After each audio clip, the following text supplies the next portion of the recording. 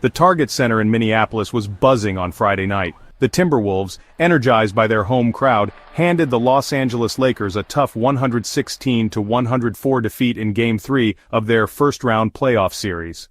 The loss puts the Lakers in a precarious position, trailing 2-1 in the series. The game was a study in contrasts, with LeBron James delivering a historic performance while Luka Doncic struggled with illness.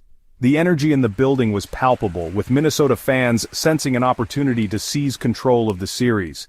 The Lakers, on the other hand, appeared to be fighting an uphill battle from the opening tip-off. The Timberwolves' defense was swarming, and the Lakers struggled to find their rhythm offensively.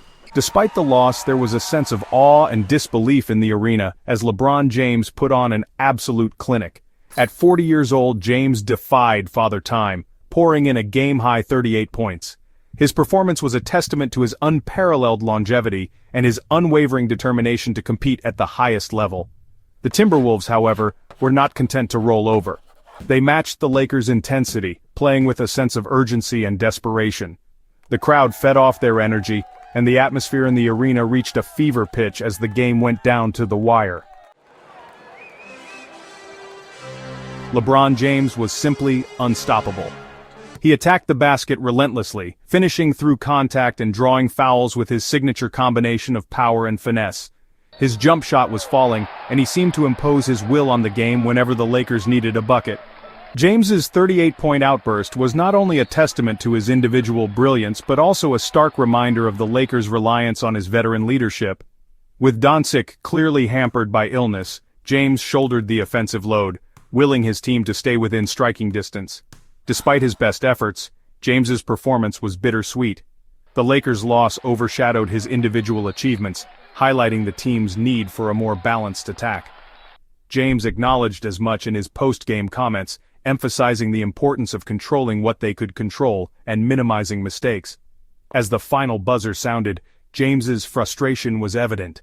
He knew that his Herculean effort had been in vain, and the Lakers' championship aspirations were hanging in the balance. The weight of the franchise rested squarely on his aging shoulders. Luka Doncic, the Lakers' other superstar, had an uncharacteristically quiet night. Battling an undisclosed illness, Doncic was visibly hampered, lacking his usual explosiveness and playmaking ability. He struggled to find his shot, finishing with a meager 17 points on 6 of 16 shooting. Doncic's struggles were evident from the outset. He missed his first few shots and seemed to be laboring up and down the court. His passes lacked their usual zip, and he was unable to create separation from his defenders. The illness clearly took a toll on Doncic's energy levels. He spent more time than usual on the bench and his movements seemed labored. The Lakers' offense, which typically flows through Doncic, sputtered without its engine. Doncic's absence was felt most acutely in the fourth quarter. With the game on the line, the Lakers needed their star player to take over. However, Doncic was unable to summon his usual magic, and the Lakers' offense stagnated down the stretch. The Lakers' loss exposed their razor-thin margin for error. With Doncic struggling, the Lakers' offensive limitations were on full display. They struggled to create open shots for themselves, settling for contested jumpers and ill-advised drives to the basket.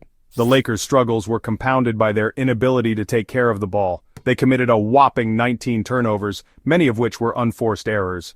The Timberwolves capitalized on these miscues, converting them into easy baskets on the other end. The Lakers' lack of depth was also apparent. With Doncic and James carrying the offensive load, the Lakers' bench provided little in the way of scoring or playmaking. The Timberwolves, on the other hand, received valuable contributions from their role players, who stepped up in a big way. The Lakers' loss was a stark reminder that even with two superstars on the roster, they are far from invincible. They need to find a way to win games when Doncic is not at his best, and they need to reduce their costly turnovers. Section 5 Minnesota's supporting cast rises to the occasion. While James and Doncic battled it out, the Timberwolves received crucial contributions from their supporting cast. Anthony Edwards led the way with 29 points, showcasing his explosive scoring ability and clutch shot-making. Jaden McDaniels also had a breakout performance for the Timberwolves, scoring a playoff career-high 30 points. McDaniels was a force to be reckoned with in the paint, finishing with authority and grabbing crucial rebounds. Rudy Gobert, the Timberwolves' defensive anchor, also played a pivotal role in the victory. Gobert's presence in the paint altered shots and made it difficult for the Lakers to score inside. His defensive prowess was a major factor in the Timberwolves' ability to limit the Lakers' offensive production. The Timberwolves' role players stepped up in a big way, providing valuable minutes and making key plays down the stretch. Their contributions were essential to the Timberwolves' upset victory, proving that they are more than just a one-man team. Section 6. Missed opportunities and costly turnovers. The Lakers' loss was not solely due to Doncic's illness. They squandered numerous opportunities to seize control of the game, but their own mistakes came back to haunt them. Missed free throws, offensive rebounds surrendered, and careless turnovers plagued their performance. The Lakers' inability to capitalize on their trips to the free throw line was particularly costly. They shot a dismal percentage from the charity stripe, leaving valuable points on the board. In a close game, every possession matters. And the Lakers' inability to convert free throws proved to be a major difference maker. The Lakers also struggled to keep the Timberwolves off the offensive glass. They gave up far too many second-chance opportunities, allowing the Timberwolves to extend possessions and generate extra scoring chances. The Lakers' lack of size and physicality in the paint was evident, and the Timberwolves took full advantage. Furthermore, the Lakers' 19 turnovers were a major self-inflicted wound. They were careless with the ball, throwing errant passes and making poor decisions in traffic. The Timberwolves capitalized on these mistakes, turning them into easy baskets on the other end. Section 7. Redick's analysis and James's resolve. In the post-game press conference, Lakers veteran J.J. Redick provided valuable insight into the team's struggles. Redick, known for his basketball IQ and candid assessments, highlighted the difficulty of winning when a team loses the possession battle by such a significant margin. "We don't have a huge margin for error," Redick emphasized, echoing a sentiment he and James had shared earlier in the season. When you give a team like Minnesota that many extra possessions, it's going to be tough to come out on top. James, despite the disappointing loss, remained resolute. He emphasized the need to control what they could control, such as reducing turnovers and making free throws. He also stressed the importance of maintaining their composure and not getting too down on themselves. "We're going to watch the film, learn from our mistakes, and come back ready to compete in Game 4, James stated confidently. "We've been in this position before, and we know what it takes to bounce back." Section 8. The weight of expectations. The Lakers entered the season with championship aspirations. The blockbuster trade for Doncic, coupled with James's veteran leadership, raised expectations to a fever pitch.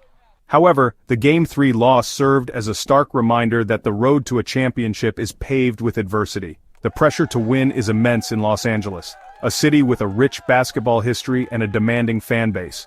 Every loss is magnified and every mistake is scrutinized. The Lakers, accustomed to the spotlight, are learning to navigate the weight of expectations. The loss to the Timberwolves highlighted the Lakers' vulnerabilities. They are not the unbeatable juggernaut that many predicted them to be. They are a team still finding its footing, still learning to play together, and still prone to costly mistakes. The Lakers' ability to handle adversity will determine their ultimate fate.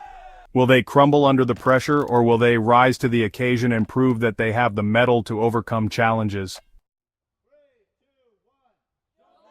Section 9. The road ahead. The Lakers now face an uphill battle in the series.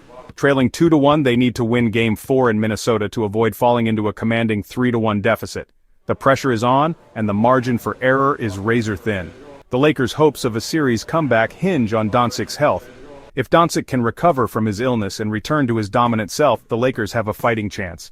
However, if Doncic's illness lingers, the Lakers will need to find a way to win without their superstar at full strength. The Timberwolves, on the other hand, are riding high after their Game 3 victory.